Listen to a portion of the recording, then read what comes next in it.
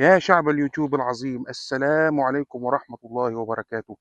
معكم أخوكم وائل القاتم بولاية إنديانا الأمريكية، يحييكم ويتمنى لكم مشاهدة ممتعة النهاردة إن شاء الله. يعني إحنا انتهزنا فرصة إن الجو النهاردة نسبيا كويس، يعني 1 مئوية. فدي خطوة كويسة جدا إنه فوق الصفر يعني.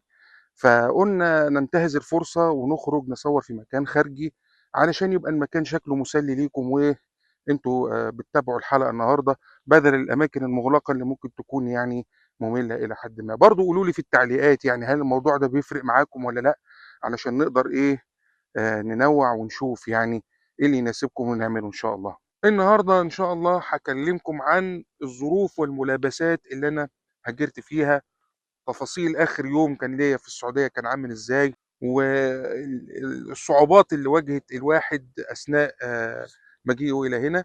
وإن شاء الله برضه هنتكلم عن تفاصيل أول يوم لمّا جيت هنا أمريكا. وإن شاء الله بإذن الله في الحلقات التانية بقى نكمّل التفصيلة المهمة جدًا اللي أنا حابب أكلمكم عليها، وهي المهن والوظايف اللي أنا اشتغلتها في أول فترة ليّا هنا في أمريكا، لإن أعتقد دي هتكون مهمة جدًا، جدًا لأي واحد يعني مهاجر جديد أو عايز يبتدي حياته هنا في أمريكا. بدايةً إحنا لو حبينا نتكلم على الظروف، خلّيني أقول لك إن أنا يعني سافرت أمريكا في ظروف غير مثالية. يعني أنا مش هاقول لك إنها كانت ظروف صعبة أو ظروف سيئة، ولكن الوصف الدقيق لها إنها كانت غير مثالية يعني. طيب إيه هي الظروف المثالية من وجهة نظري؟ الظروف المثالية إن أنت تسافر حسب الخطة اللي أنت واضعها لنفسك، يعني تسافر في التاريخ اللي أنت محدده لنفسك، لا قبل ولا بعد.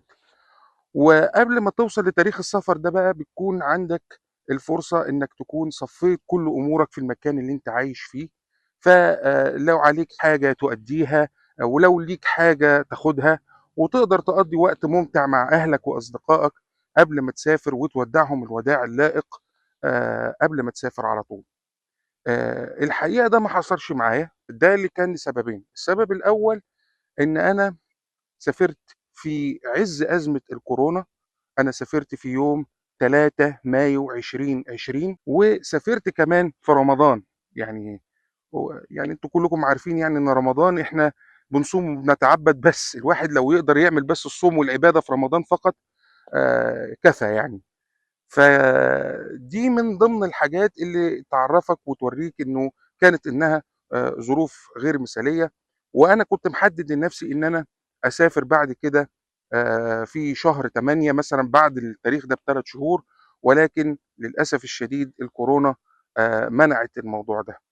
خلّيني أقول لكم إنه أيامي الأخيرة في شغلي في السعودية كانت صعبة شوية، لإنه قبل ما أنا أسافر بشهر آآ اضطريت إن أنا أغطي مكان زميل كان بيشتغل في مشروع، والزميل ده كان نازل أجازة يتجوّز، فما كانش في مجال أبدًا إن هو يأجّل.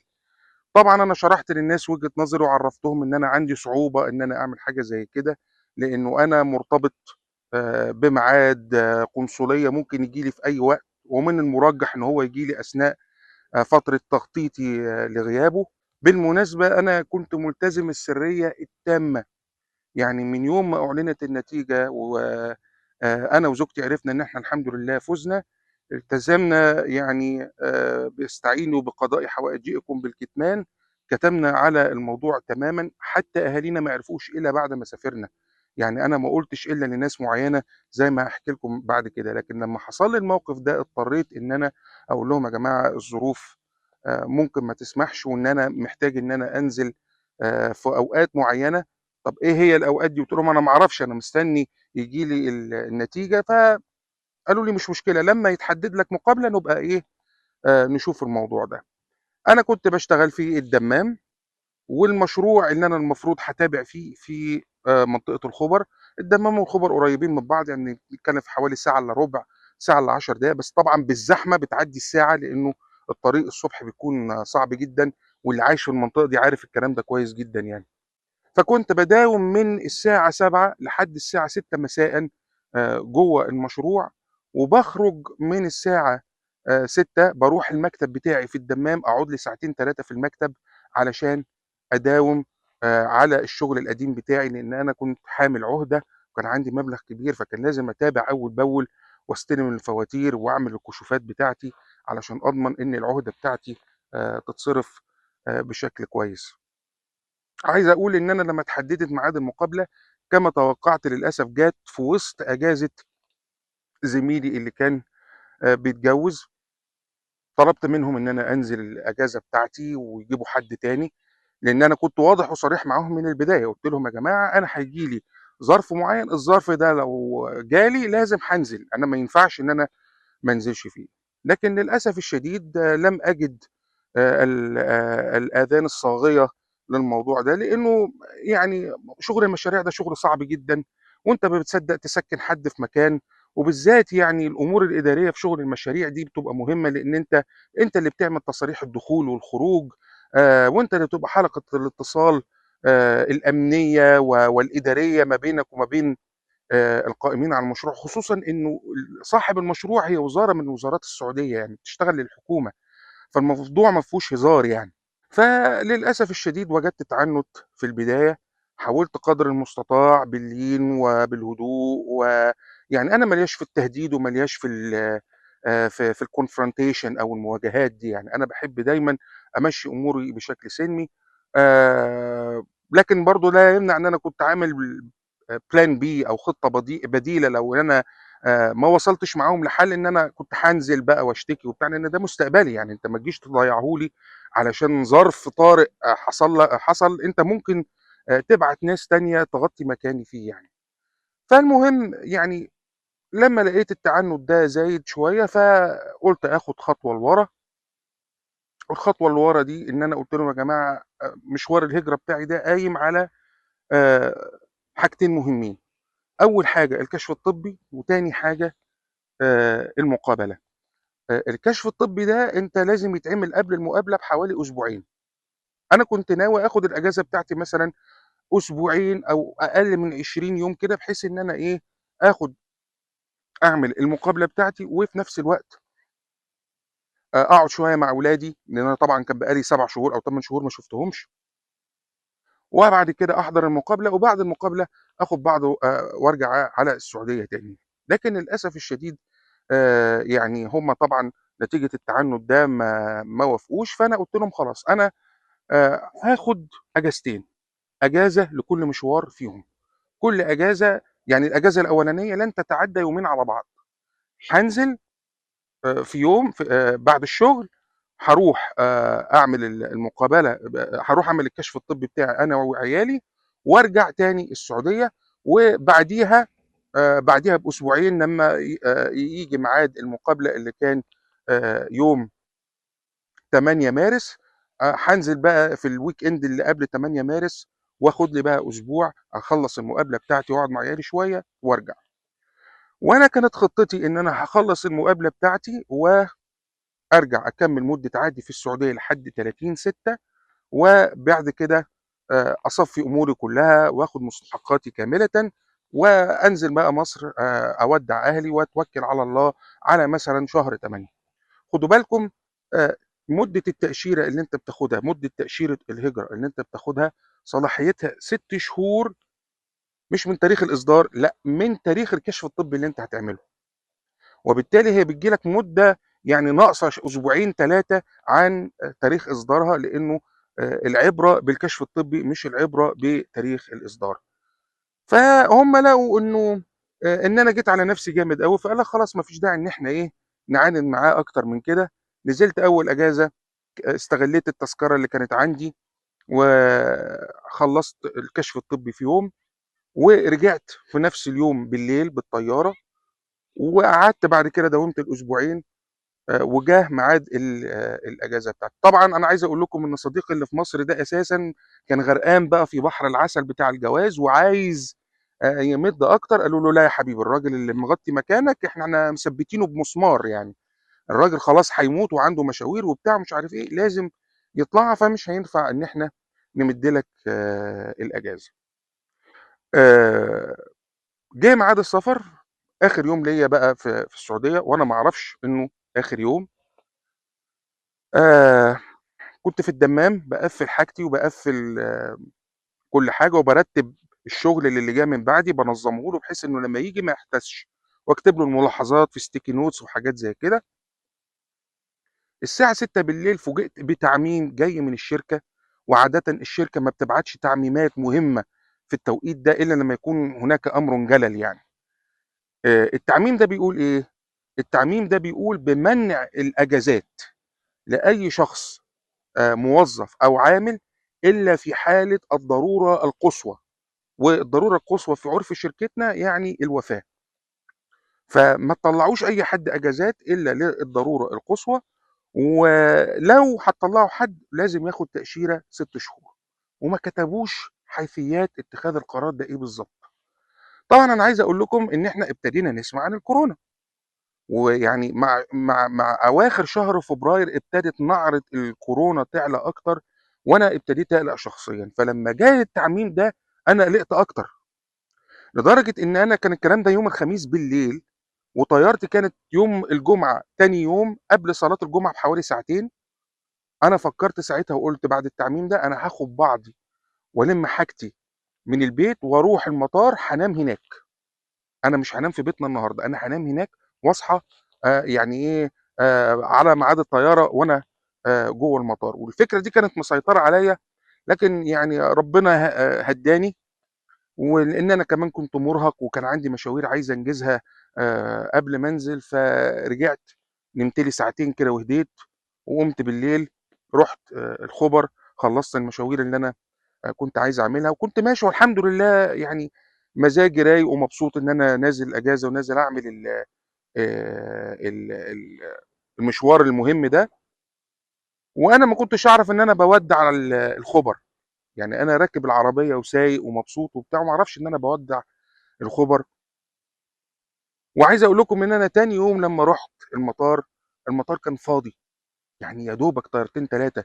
واللي عايش في السعودية يبقى عارف كويس جدًا إن يوم الجمعة ده من الأيام اللي يعني السفر فيها بيكون زايد جدًا، وبالذات في الفترة دي لإنه الباكستانية بالذات بيحبّوا يسافروا في شهر 2 وشهر 3 علشان الجو بيبقى سيء جدًا عندهم في الصيف. المطار كان تقريبًا شِبه فاضي، ما فيهوش غير الطيارة بتاعتنا، وقعدت وسط 2 مصريين خارجين نهائي خلاص بيودّعوا السعودية، وأنا ما أعرفش إن أنا زيّهم. يعني يمكن دي من لطائف قدر ربنا سبحانه وتعالى إنه بيوفّر عليك التعب اللي بتعيشه في لحظة الوداع. يعني أنا كنت من الناس آآ اللي عاشرت ناس كتيرة وهي بتسافر وهي بتودّع، ودايمًا كنت بافكّر في الموضوع ده كتير، يعني لحظة الوداع هتبقى عاملة إزاي؟ هتبقى صعبة طبعًا، لإن أنا شخص عاطفي جدًا، ما كنتش متخيّل إن أنا هاقدر أمُر بيها بسهولة. فحسّيت إنه من قدر ربنا سبحانه وتعالى عليّا إنه أخفى عنّي هذا الأمر، إن أنا ما كنتش عارف إن ده كان آخر يوم ليّا في السعودية، وقاعد وسط 2 خارجين نهائي، عمّال أسمع خططهم المستقبلية وهيعملوا إيه في مصر وبتاع، وأنا مش في بالي، أنا في بالي إن أنا راجع تاني السعودية هاكمّل بقية عادي، وربنا يكرم بعد كده إن شاء الله في موضوع الهجرة. طبعًا كان رغم إن أنا داخل على المقابلة، لكن أنا ما كنتش برضه متأكد بنسبة 100 في المِيّة إن أنا مسافر. المهم إن أنا لمّا نزلت مصر بعد يعني أول ما نزلت من الطيارة جالي موظف اكتب ادّاني كشف كده، اكتب اسمك وبياناتك والحاجات دي وعنوانك، لازم تكتب العنوان اللي هنلاقيك فيه. فأنا قلقت جدًا من الموضوع ده لإنه ابتدى إنه يبقى في كلام إنه ممكن يتعمل حجر صحي أو حاجة زي كده أو كشف أو بتاع.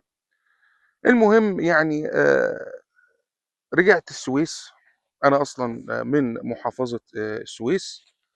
وقعدت مستني لميعاد المقابلة، كان يوم الخميس بالليل، قعدنا يوم الجمعة ويوم السبت الصبح فوجئت إن حد بيخبط على الباب، بنفتح لقينا شخص غريب، "حضرتك مين؟" "أنا كذا، كذا من وزارة الصحة." "أنت وائل صلاح الدين؟" قُلت له: "أيوه." "أنت اللي جيت من الرحلة الطيران السعودي كذا، كذا، كذا؟" قُلت له: "أيوه." "طيب إحنا بس كنا بنراجع البيانات وبنتأكد إن أنت موجود في السكن هنا." وبتاع مش عارف إيه، وراح إيه، واخد بعضه وماشي. فعرفنا إن الورقة اللي أنا مليتها دي وأنا نازل من الطيارة ما اترمتش، الكلام كان بجد. طبعًا أنا مراتي بقت ركابها تخبط في بعضها بعد ما شافت المنظر ده، قالت لي: "أنا كنت فاكراه إنه جاي ياخدك، فيالّا نطلع القاهرة دلوقتي." طبعًا أنا كنت حاجز فندق. ليه؟ لإنه القاهرة من السويس ساعة ونُص، يعني المشوار سهل، يعني القاهرة مش بعيدة، ولكن أنا محتاج أكون هناك الساعة 7:00 ده ميعاد المقابلة. فأنا مين اللي يودّيني في الميعاد ده؟ أنا مش هاضمن إن أنا ألاقي سواق ييجي لي في الوقت ده ويودّيني في الميعاد مضبوط، وده يوم لا يحتمل الخطأ، ده يوم ما ينفعش إن أنت تغلط فيه خالص. فأنا كنت حاجز فندق قريب جدًا من السفارة. السفارة هي على كورنيش النيل، وأنا حجزت الفندق في قلب ميدان التحرير، يعني في العماير اللي إيه، اللي حوالين الميدان نفسها. كان اسمه فندق الإسماعيلية، هو مش فندق، هو بانسيون، ولكن يعني نضيف وكان موجود على booking وكان عليه تقييمات كويسة. فسافرنا قبل ميعاد الcheck in من بدري، وقعدنا هناك في الفندق لحد ما استلمنا الغرفة. عايز أقول لكم إن مراتي كانت محرّجة عليّا النزول، مش عشان إنها خايفة عليّا، لأ هي خايفة على المقابلة. هي بتقول لي: "أنت افرض تُهت والّا جرى لك حاجة ما نروحش المقابلة بُكرة؟" بس المهم رُحنا تاني يوم الحمد لله المقابلة. وإيه، كان طابور طويل جدًا على السفارة من برّه. دخلنا في الميعاد المضبوط، اتفتشنا تفتيش كامل، ودخلنا قعدنا. كعيت 22,000 جنيه رسوم التأشيرة ورسوم المقابلة والحاجات دي. ده المبلغ الوحيد اللي كان بيتدفع في مشوار الهجرة على النظام القديم. الله أعلم النظام الجديد هيبقى عامل إزاي. وعايز أقول لكم إن دي رسوم غير مستردة في حال إن أنت اترفضت لأي سبب من الأسباب. دخلنا المقابلة، كانت واحدة ست شابة كده أمريكية هي اللي عملت معانا، واقفة هي قاعدة ورا شباك وإحنا ورا قدّام الشباك من الناحية التانية. أسئلة بسيطة جدًا ويعني basic جدًا، وأعتقد إن ده ناتج إن هم كشفوا علينا وكشفوا على الورق بتاعنا ولقوا إن كل أمورنا تمام. فاسمك إيه؟ أنت كذا، أيوه، أنتِ كذا، فين عيالكم؟ فراحت قايمة شابة كده بصّت على البنتين. طيب تمام، طب أنت رايح ولاية إيه؟ أنا رايح ولاية إنديانا. أنا كنت رايح بوسطن في البداية، وبعد كده ليّا أصدقاء نقلوا من بوسطن لإنديانا، فنصحوني بإنديانا إنها أرخص كتير من بوسطن. فأنا غيّرت العنوان وأنا هناك في القنصلية، ودي برضه نقطة مهمة، إن أنت تقدر تغيّر العنوان وأنت مهاجر، سواء وأنت في المقابلة أو لمّا توصل كمان أمريكا ممكن تغيّر عنوانك يعني. ناوي تعمل إيه هناك؟ أنا ناوي أشتغل طبعًا. لازم تقول لهم إن أنت ناوي تشتغل وناوي إن أنت تجتهد وتعمل اللي عليك. ما ينفعش إن أنت إيه، تقول لهم أي حاجة غير الإجابة المثالية دي. طيب congratulations، أنت خلاص أخدتوا التأشيرة، وراحت قاطعة لنا ورقة كده من دفتر مكتوب عليها إيه، التهاني والحاجات دي وبتاع، وفرحنا جدًا والحمد لله. عايز أقول لكم إن أنا بمجرد ما خرجنا من القنصلية ورجعنا الفندق بنفتح الجرايد، لقينا السعودية والكويت ومش فاكر دولة إيه تاني قفلوا المطارات. ابتدينا ندخل في الغميق. الكلام ده كان يوم كام يا جماعة؟ الكلام ده كان يوم 8 مارس. اتقفلت المطارات في السعودية وفي الكويت وتقريبًا برضه في بعض دول الخليج الأخرى. مصر زي ما أنتم عارفين إحنا كنا مكبّرين دماغنا شوية من الموضوع ده، يعني ما كانش فارق معانا أوي يعني. فأنا كده خلاص إمكانية إن أنا أرجع السعودية تاني في الميعاد راحت. وابتديت أقلق، لإنه أنا الفلوس اللي معايا قليلة، أنا نازل يا دوبك على ال ال الحبّة اللي أنا هاقعدهم يعني. وقعدنا بعد كده في انتظار تأشيرة الهجرة. طبعًا أنت بتبقى داخل مقدّم لهم حاجة اسمها ورقة أرامكس. ورقة أرامكس دي أرامكس دي شركة courier موجودة في الإمارات وموجود منها أفرع في مصر، وهم متعاقدين مع القنصلية. هي دي شركة البريد اللي بتستقبل جواز السفر بتاعك. فاستلمنا جوازات السفر. المهم الأمور ابتدت تزداد تعقيدًا في يوم 11 مارس 2020، لإن ده اليوم اللي أعلنت فيه منظمة الصحة العالمية بإنه الكورونا أصبح وباء. وبالتالي كل الدول اللي كانت عاملة إيه، يعني من بينها اضطرت إنها تاخد قرارات حاسمة في الوقت ده. ففي مصر ابتدوا يعملوا حظر تجول من وقت معين. أنا طول الفترة دي قاعد على أمل إنه الدنيا هتفتح، وقاعد على أمل إنه لا يمكن هنوصل للسيناريو السوداوي اللي أنا متخيله، اللي إحنا عشناه على مدار سنتين ده. ولكن للأسف الشديد ده ما حصلش، ولمّا المدة طالت أنا اضطريت أقدّم استقالتي. يعني استشرت الناس في السعودية وقُلت لهم إيه الظروف، قالوا لي: "إحنا ما نعرفش حاجة، اللي يقول لك إنه عارف إيه اللي هيحصل بُكرة بيضحك عليك، فشوف أنت مصلحتك فين يا ابن الحلال واعملها." فاضطريت إن أنا أقدّم استقالتي، وطبعًا يعني المستحقات مش هتيجي لي دلوقتي ولا أي حاجة. ويعني قُلنا لعل وعسى إن شاء الله المطارات تفتح قريب.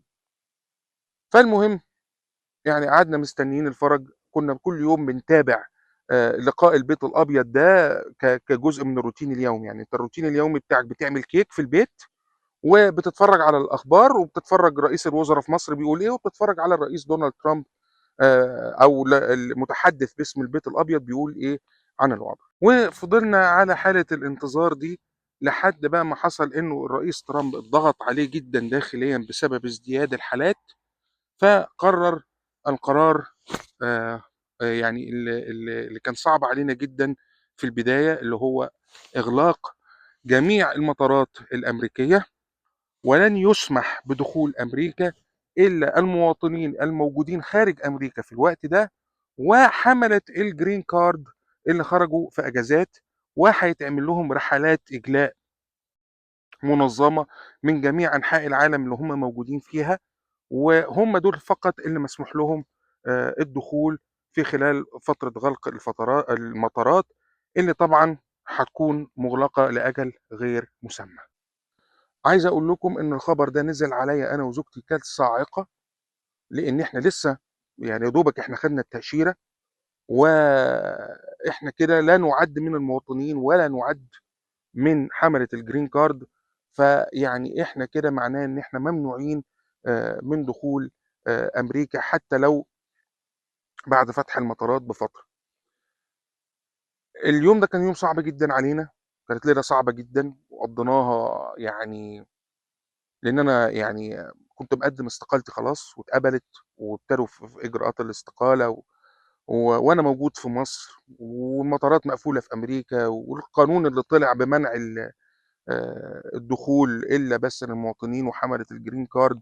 فالأمور عمّالة تزداد سوداوية يعني قدّامنا. لكن الحمد لله رب العالمين الموضوع ما طوّلش كتير. تاني يوم ابتدى يطلع شروحات وتفسير للأمر الرئاسي، وقال لك لأ، حملة الgreen card هنا المقصود بيها الناس اللي معاها green card فعلًا وكانت عايشة في أمريكا وخرجت أجازات، والناس اللي معاها تأشيرات هجرة رسمية مطبوعة على الجواز بتاعها. وإحنا والحمد لله رب العالمين كنا من الناس اللي عندنا تأشيرات مطبوعة على الجواز بتاعنا. عايز أقول لكم إن في ناس دخلت معانا المقابلة في نفس اليوم، كنا بنتابع معاهم على جروبات في التليجرام وعلى الفيسبوك، وناس دخلت بعدينا بأسبوع. الناس دي يا عيني الجوازات اتقفلت، القنصلية الأمريكية قفلت على جوازاتهم، وما لحقوش ياخدوا التأشيرة، وما لحقوش يعملوا أي حاجة تانية. ف القرار جه تفسيره إنه اللي طبع تأشيرة الهجرة على جوازه هو فقط اللي من حقه إنه يسافر. فإحنا كأي عيلة مصرية أصيلة يعني بترفض إنها تفرح على طول. يعني ودايمًا يعني لمّا ييجي لها خبر مفرح تقول خير اللهم اجعله خير وما تصدقوش. وقعدنا في حالة denial يعني، والاقي ناس على الجروبات بتأكد المعلومة، "يا جماعة إحنا سألنا وبتاع وعرفنا إن حملة اللي معاهم تأشيرة مطبوعة يقدروا يدخلوا أمريكا." فقُلت لهم: "يا جماعة طَب أنتم سألتوا مين إذا كانت القنصلية مقفولة؟" قال لك: "لأ، القنصلية شغالة عن طريق صفحتها على الفيسبوك، لو أنت مش مصدق تقدر تراسلهم." بالفعل بعتنا لهم رسايل ما ردوش، بس لمّا بعتنا لهم ردّينا على الكومنتات بتاعتهم، هم ردّوا عندنا وأكدوا المعلومة. قال لك: "أيوه، أنت من حقك إنك تدخل أمريكا طالما عندك تأشيرة مطبوعة، وبإمكانك إنك تحجز على رحلات السفر الإجلائية اللي هتطلع من القاهرة." هنا الوضع ابتدى يتغيّر، وابتدينا يعني نتأكد بإن الكلام جَد. هنا مراتي بقى زوجتي ابتدت تشتغل بقى إيه، بزَنّ الزوجة المصرية الأصيلة، قالت لي: "يالّا دي فرصة، لازم نكلم مصر للطيران ولو لقينا مكان على الطيارة هنسافر." أنا بصراحة كنت مقلّق، وكان عندي أمل إن الدنيا تفتح، وكان عندي أمل إن أنا أمشي على السيناريو اللي أنا كنت عامله لنفسي، ولكن للأسف الشديد يعني الدنيا كانت عمّالة تتطوّر وعمّالة تتعقّد أكتر، فما كانش قدّامي غير إن أنا أسمع كلام زوجتي. فاتصلنا بمصر للطيران، قُلنا لهم: "يا مصر للطيران إزيكم عاملين إيه؟" قالوا لنا: "الحمد لله كويسين." قُلنا لهم: "إحنا ظروفنا كذا، كذا، كذا، هل في مكان على الطيارة؟" قالوا لي: "آه، في مكان على الطيارة وأنتم من حقكم إن أنتم تسافروا، إحنا عندنا تعليمات من السفارة إن اللي معاه تأشيرة يسافر." فأكدوا لنا نفس المعلومة. طبعًا أنا كل ده عمّال أقدّم رجل وأأخّر رجل، خايف أنا برضه طَب أنا هاسافر فين؟ هاسافر والدنيا مقفولة؟ لكن زوجتي ربنا كان يعني إيه، يعني ربنا سبحانه وتعالى كان مخلّيها إنها هي اللي تستثيرني بهذا الشكل علشان أسافر، قالت لي: "لأ، نروح ونقعد ننام هناك في الأرض، في أي حاجة، يعني نعمل زي ما الناس عملت، المهم إن إحنا لو ضاعت مش هترجع إيه، الفرصة دي تاني." وسافرنا تاني يوم القاهرة وحجزنا تذاكر الطيران، وأنا كل ده برضه في حالة عدم تصديق، يعني أنا مش عارف اللي أنا باعمله ده صح والّا غلط، ولكن الظروف كده والظروف حكمت، وأنت لازم تنتهز الفُرَص وإلا هتضيع منّك الدنيا. زي ما قُلت لكم أنا كنت متكتّم تمامًا على هذا القرار، ما حدّش كان يعرف غير 2 بس من أصدقائي، أخويا الكبير عرّفته قبليها، قُلت له: "أنا محتاج عربية علشان هاطلع المطار وأنت الوحيد اللي عارف بحاجة زي كده إن أنا مهاجر أمريكا، أنا باقول لك مش عشان حاجة، أنا باقول لك علشان تبقى عارف إيه اللي هيحصل يعني لو لا قدّر الله حصل لنا أي حاجة تبقى أنت الوحيد اللي عارف إحنا مكاننا فين." طيب أنا هاسافر وهاختفي، وأبويا الله يرحمه كان لسه على قيد الحياة وكنت بازوره باستمرار، فهاقول له إيه؟ فاضطريت إن أنا يعني أألِّف كده إيه، كدباية ربنا يسامحني عليها، قُلت له: "أنا كلّمت واحد في السعودية وقال لي إنه هيقدر يشوف لي طريقة يرجّعني السعودية تاني." فطبعًا أبويا مش مصدّق، الناس كلّها بتتابع الأخبار كل يوم، الدنيا مقفولة، متبرشمة. هتروح فين يا ابني أنت بتضحك علينا؟ فأبويا يا ابني لا يكون نصّاب والّا حاجة، قُلت له: "لأ، لأ، لأ، هو مش هياخد منّي فلوس ولا حاجة." هو قال لي إن هو شغّال وبتاع طيب أنا ليه ما رضيتش أقول لحد حاجة زي كده؟ النقطة دي مهمة جدًا، إن قرار زي قرار الهجرة ده قرار مش سهل إن الناس تستوعبه، قرار مش سهل إن الناس تدلو فيه بدلوها، لا خاب من استشار، ده صحيح، وأمرهم شورى بينهم، يعني ده كما ذُكر في القرآن يعني عن النبي عليه الصلاة والسلام والصحابة، لكن تسأل مين؟ تسأل اللي مجرّب. تسأل اللي له تجربة. أنا أهلي كلّهم أغلبهم موظفين حكومة، بما فيهم أبويا، وليه ناس اتولدت وعاشت واشتغلت واتجوّزت وخلّفت في نفس البلد اللي هم اتولدوا فيها. فواحد عاش الحياة دي، لمّا تيجي تقول له أنا مهاجر، هو مش هيفهم الكلام ده ولا هيستوعبه. ليه؟ لإن هو عاش حياة مختلفة، فلمّا هييجي يرُد عليك، هيرُد عليك من وجهة نظره هو، مش هيرُد عليه من وجهة نظرك أنت، أو مش هيحُط نَفْسه مكانك ويفكّر بطريقة تفكيرك أنت. أنا واحد من الناس حياتي مختلفة تمامًا عن كل ده، أنا عِشت في حالة تنطيط يعني مستمرة، وكلمة استقرار دي ما حتى يومنا هذا أنا ما عِشتهاش لغاية دلوقتي. بينما يعني أهلي كلّهم زي ما قُلت لكم عاشوا في نفس البلد اللي اتولدوا فيها وشغّالين فيها واتجوّزوا فيها، فلا يمكن إن هو هيفيدك بنصيحة، وأكيد طبعًا هيدّي لك رأي سلبي عن قرار الهجرة. في نفس الوقت برضه أنا ما كنتش عايز واحد يقعد يشجّعني عمياني، مش عايز برضه إن أنا أقابل واحد يبقى متطرف جدًا في فكرته ومصر وِحشة وأيوه وصح اللي أنت بتعمله ويالّا بيع كل اللي وراك واللي قدّامك وادّيها مش عارف إيه. في ناس كده وفي ناس كده، وأنا بصراحة لا أنا كنت حابب إن أنا أسمع لدول ولا أسمع لدول، أنا كنت دايمًا باخد نصيحتي من الناس اللي خاضت التجربة على الفيسبوك وعلى اليوتيوب، كنت باسمع فيديوهات كتيرة جدًا، وكوّنت أفكار كتيرة جدًا عن أمريكا، أغلبها كانت سليمة وساعدتني في بداياتي هنا، ويمكن ده الشيء اللي خلّاني أفكّر إن أنا بعد فترة معيّنة من استقراري في أمريكا أعمل قناة يوتيوب وأحاول أشارك التجارب بتاعتي آآ عشان أفيد بيها الناس. فده السبب اللي خلّاني إن أنا ما أقولش لحد أي حاجة، ده السبب اللي خلّاني أتكتّم طول الفترة دي. طبعًا أبويا ما دخلش عليه الموضوع، لكن هو عارف إن أنا عاقل، هو بيقول لي: "أنا عارف إن أنت عاقل وإن أنت مش مجنون، أنت لو حد تاني كنت قُلت كده بس يالّا طالما أنت متأكد من اللي هتعمله، اعمله." وطبعًا إن أي حد كان يقابلني ويسمع الكلام ده يقول لي: "يا ابني أنت مجنون يا ابني، المطارات كلّها مقفولة." أقول له: "بس أنا عارف أنا هاعمل إيه."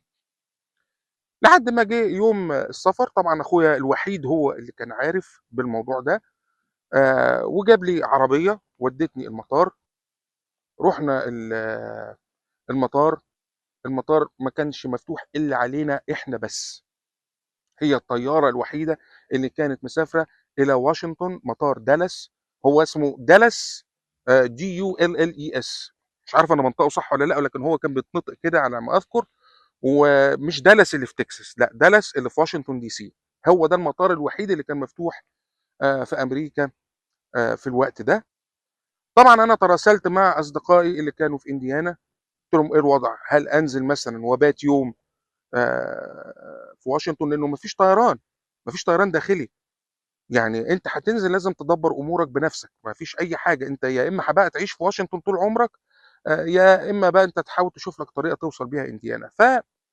صديقي وهو طبعًا صديقي من أيام المدرسة، اقترح عليَّ وقال لي: "إحنا هنأجّر لك عربية من إنديانا تيجي لك واشنطن تستلمك من هناك." مدة الرحلة 10 ساعات بالعربية، يعني هيروحوا 10 ساعات رايح و10 ساعات جاي. فطبعًا يعني أنا يعني قُلت لهم: "بلاش يا أخوانا الموضوع تقيل عليكم والموضوع" قالوا لي: "يا ابني إحنا قاعدين من غير شغل والدنيا واقفة ومش لاقيين نعمل أي حاجة، فيعني عادي بالنسبة لنا الرحلة دي، وإحنا يعني مش ما كناش هنخدمك في ظرف زي ده يعني هنعمل إيه؟" فكان الاتفاق فعلًا إن هم هييجوا لي المطار، وده اللي تم فعلًا، جُه لي المطار واستقبلوني بالعربية اللي أنتم شايفينها دي، وسافرنا بعد كده من واشنطن، سافرت أنا بقى من القاهرة إلى واشنطن، ومن واشنطن خدنا العربية ورُحنا على مدينة إنديانابوليس إنديانا. تفاصيل اليوم الأول إنه إحنا نزلنا، أصدقائي ساعدوني إن أنا أسكن في نفس المجمّع السكني اللي هم ساكنين فيه. اتكلمنا مع المدير كان موجود هناك، طبعًا الدنيا مقفولة، ما فيش شغل، ما حدش بييجي لهم، فالراجل ما صدّق إنه لقى حد جاي له، فبَص كده في الجواز لقى في تأشيرة هجرة رسمية، ماشي، أنا هاوافق إن أنت تسكن. طيب هنسكن في إيه؟ هنسكن في غرفة وصالة، لإنه أنا كان يعني هم عايزين يضغطوا التكاليف، طبعًا إحنا أسرة 4 أفراد. قانونًا ممنوع إن أنت تسكن كغرفة كأسرة 4 أفراد في شقة غرفة وصالة، لازم تسكن في شقة غرفتين وصالة، ولكن تجاوزًا الراجل وافق. أنا باقول لك المعلومة دي وبأكد عليها علشان مش هتحصل كتير، ولو حصلت اعرف إن المكان اللي أنت شغال فيه ده إداريًا ضايع يعني وهيتعبك فيما بعد، إنما الرسمي إنه 4 أفراد لازم غرفتين وصالة وحمامين، ما ينفعش أقل من كده. ولكن الحمد لله الراجل وافق، دماغه لانت وخدنا شقة وغرفة وصالة. طلعنا شقة كانت في الدور الأول، طبعًا بقى إيه، اصطدمت بفكرة إن إحنا في بيوت خشب، وفوجئت إن الأرض خفيفة جدًا من تحت رجلي، وأنا معايا أطفال صغيرين، هيبقى في دبدبة، هيبقى في حاجات من هذا القبيل، فقُلنا لأ، إحنا إيه، ناخد دور أرضي. خدنا دور أرضي ساعتها كان قدّام البحيرة، كل ده في الساعات الأولى من وصولي لإنديانابوليس، يعني برضه دي ميزة إن أنت تنزل على حد أنت عارفه، تنزل على حد يقدر يساعدك في أيامك الأولى. طبعًا عايز أقول لكم إن كل التكاليف بتاعة الانتقال والحاجات دي أنا اللي دفعتها من جيبي، الناس بس شغلوا نفسهم وخدوا من وقتهم ومجهودهم، لكن علشان برضه الناس تبقى فاهمة إنه المسألة مش يوتوبية أوي بالشكل ده، لأ، أنت بتعمل اللي عليك وهُم بيعملوا اللي عليهم. أنت بتدفع المصاريف وهو الناس هي بتسهّل عليك الحياة. فالمهم الحمد لله الراجل وافق إنه يدّينا الشقة، طَب ندفع الفلوس، رُحت أودعت الفلوس الكاش في حساب صديقي، وصديقي دفع المبلغ، فالحمد لله إحنا كده إيه، بقى معانا شقة وهنستلمها بعد ساعتين.